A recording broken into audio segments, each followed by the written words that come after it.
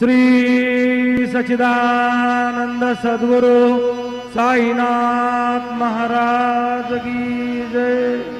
जोडोनिया कर चरणे ठेविला माथा, परिसावे विनंती माझे पंढरीनाथा।